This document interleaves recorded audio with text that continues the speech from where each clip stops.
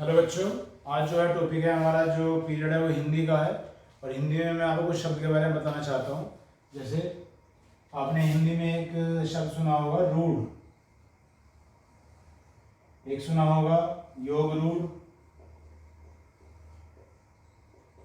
और एक होता है यौगिक।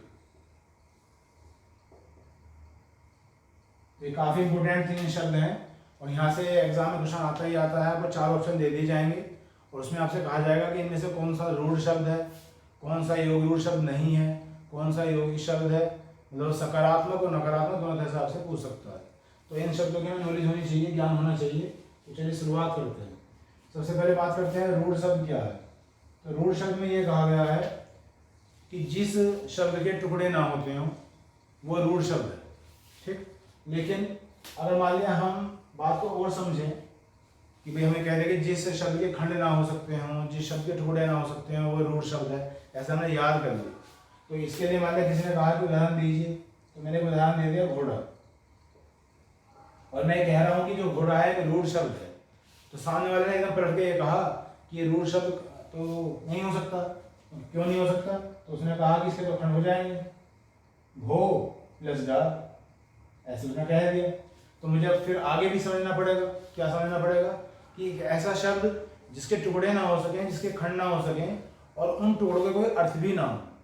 तो इस तरह से हमें समझ समझ के चीज़ों को पढ़ना पड़ता है। मतलब ये हुआ कि रूढ़ शब्द वो हुआ, एक ऐसा शब्द हुआ जिसकी पहली बात तो खंड ना हो सके, और अगर खंड हो जाए तो उनके कोई अपने अर्थ ना हो। तो आप समझिए, घो का कोई अपना अर्थ नहीं होता और डा का कोई अपना अर्थ नहीं होता, इसलिए जो घोड़ा है वो एक रूढ़ शब्द है। तो जब भी आपसे क्वेश्चन आए कि 4 ऑप्शन दे दिए गए हैं आपको और आपसे कहा जाए कि इनमें से कौन सा रूढ़ शब्द है, तो बस इस बात को ध्यान में रखें। किताबों में जो लैंग्वेज लिखी होती है बुक्स वगैरह में, वो बुकिश लैंग्वेज होती है, उससे आप चाहे कितना भी पढ़ लें वो समझ में आ ही नहीं सकती। स्टूडेंट से बार बार रटता रहता है, याद करने का प्रयास करता रहता है, और वास्तव में उसे यही नहीं पता होता कि किस तरह से चीज़ों को किया जाता है।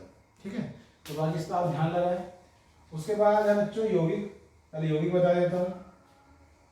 तो अगर मैं आपसे यही पूछ बैठूँ कि जो यौगिक है ये व्याकरण का कौन सा अंग है, जिसे मैं इंग्लिश में पार्ट ऑफ स्पीच बोलता रहता हूँ, तो आप शायद बता भी सकते हैं और नहीं भी बता सकते हैं।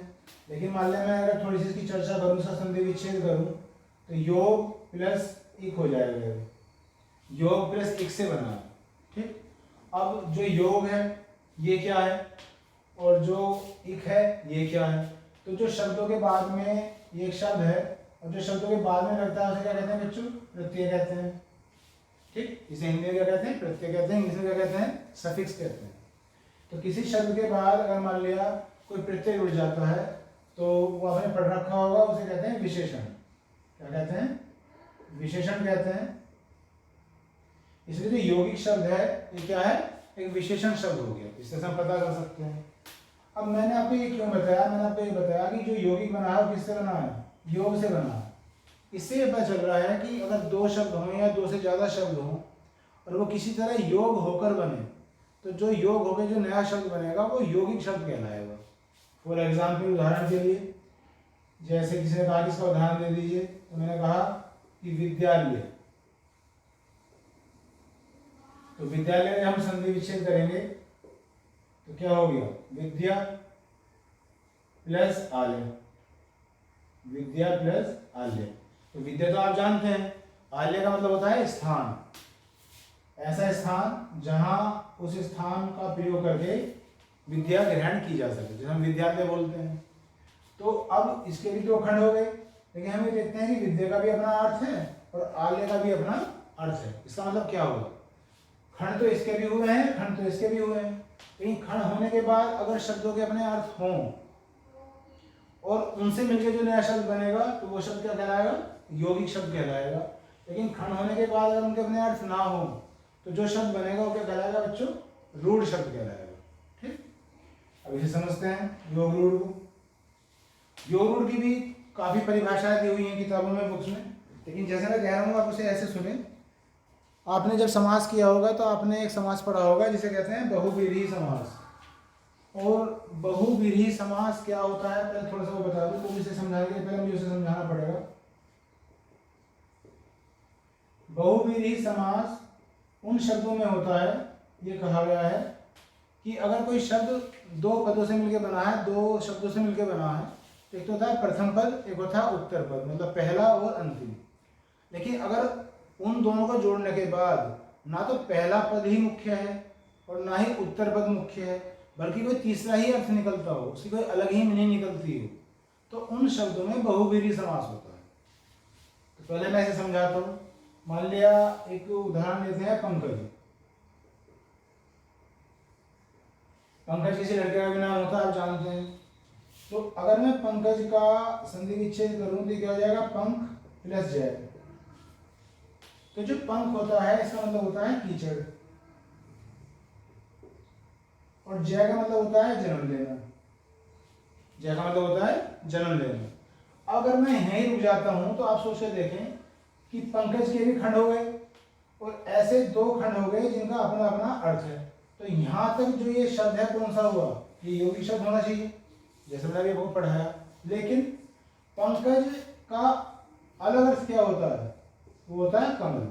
ये कमल का पर्यायवाची शब्द है, मतलब जिसका जन्म कीचड़ में हो उसे पंकज कहते हैं। तो कमल भी कीचड़ में उत्पन्न होता है, इसलिए कमल जो है पर्यायवाची शब्द है किसका, पंकज का। या कमल का पर्यायवाची शब्द क्या है, पंकज, जैसे भी आप बोलना चाहो। तो ना तो इसमें ये मुख्य रहा ना ही ये मुख्य रहा, बल्कि कोई तीसरा ही अर्थ आ गया।